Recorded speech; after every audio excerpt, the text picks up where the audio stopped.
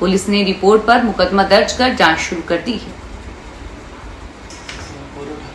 3 दिन पहले अलवर शहर के शिवाजी पार्क थाना क्षेत्र में साईं लीला रेस्टोरेंट मैनेजर को पर्ची देकर 1 करोड़ रुपए की फिरौती मांगने के मामले में पुलिस ने 2 बदमाशों को गिरफ्तार किया है। होटल मालिक कुलदीप यादव निवासी राट गटर ने पुलिस को रिपोर्ट दी कि रविवार रात करीब 10 बजे 2 बदमाशों ने पर्ची देकर 1 करोड़ रुपए की फिरौती मांगी। स्टाफ ने बताया कि चेहरे पर कपड़ा लपेटे 2 बदमाश एक बाइक पर आए और बाइक से एक बदमाश उतरकर रेस्टोरेंट के अंदर गया और मैनेजर को 1 करोड़ की फिरौती मांगने की पर्ची देकर फरार हो गया। जोधपुर ग्रामीण क्षेत्र में चोरों की गैंग अब बिजली ट्रांसफार्मर ही चुरा कर ले जा रही है। ताजा मामला शेरगढ़ क्षेत्र का है। यहाँ क्षेत्र की ग्राम पंचायत भूमासर के गांव में सिंगल फेज के 2 विद्युत ट्रांसफर चोर चुरा कर ले गए। इसके चलते गांव में बिजली और पानी की आपूर्ति भी प्रभावित हो रही है।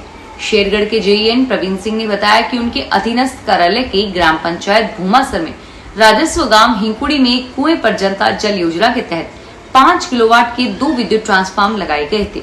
27 अप्रैल की रात को 16 किलोवाट का विद्युत ट्रांसफर और 12 मई की रात को चोरों ने दूसरा ट्रांसफार्मर चोरी कर लिया। जयपुर के जवाहर कला केंद्र की ओर से आयोजित जूनियर समर प्रोग्राम का गुरुवार से आगाज हुआ। कला एवं संस्कृति विभाग की प्रमुख शासन सचिव गायत्री राठौड़ ने कैंप का उद्घाटन किया। इस दौरान केंद्र की अति महानिदेशक प्रियंका जोदावत और प्रशासनिक अधिकारी और बच्चों के परिजन मौजूद रहे। गायत्री राठौड़ ने कैनवास पर रंगों से चित्र बनाकर बच्चों को सूरज की तरह चमकते हुए रहने का संदेश दिया। उन्होंने कहा कि समर प्रोग्राम में बच्चों को विभिन्न कलात्मक विधाओं की बारीकियां सीखने को मिलेगी और उनके व्यक्तित्व का विकास होगा।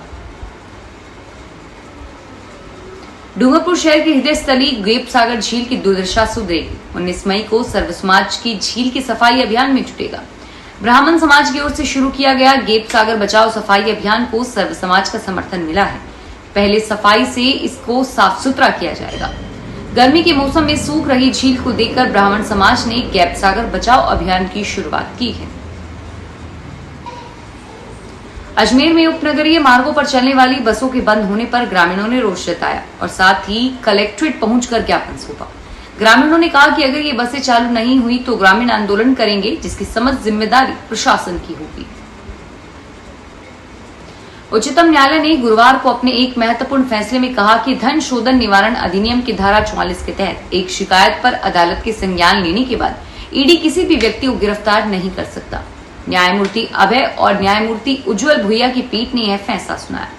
शीर्ष अदालत ने अपीलकर्ताओं की ओर से पेश याचिका पर सिद्धार्थ लूथरा और ईडी का पक्ष रख रहे अतिरिक्त सॉलिसिटर जनरल एसवी राजू की दलीलें सुनने के बाद धन शोधन निवारण अधिनियम के प्रावधानों के संबंध में कई निर्देश जारी किए हैं।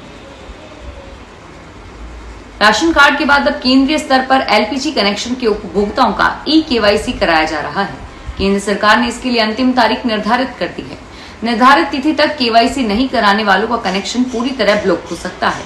गैस एजेंसी संचालकों का कहना है कि लोकसभा चुनाव से पहले जिन उपभोक्ताओं ने ई-केवाईसी नहीं कराई उन्हें एक बार फिर से मौका दिया गया है। यदि उन्होंने 31 मई तक ई-केवाईसी नहीं कराई तो जून में सिलेंडर लेने में उन्हें दिक्कत आ सकती है। फिलहाल इस बुलेटिन में इतना ही और फिर हाजिर होंगे तमाम बड़ी खबरों के साथ। धन्यवाद।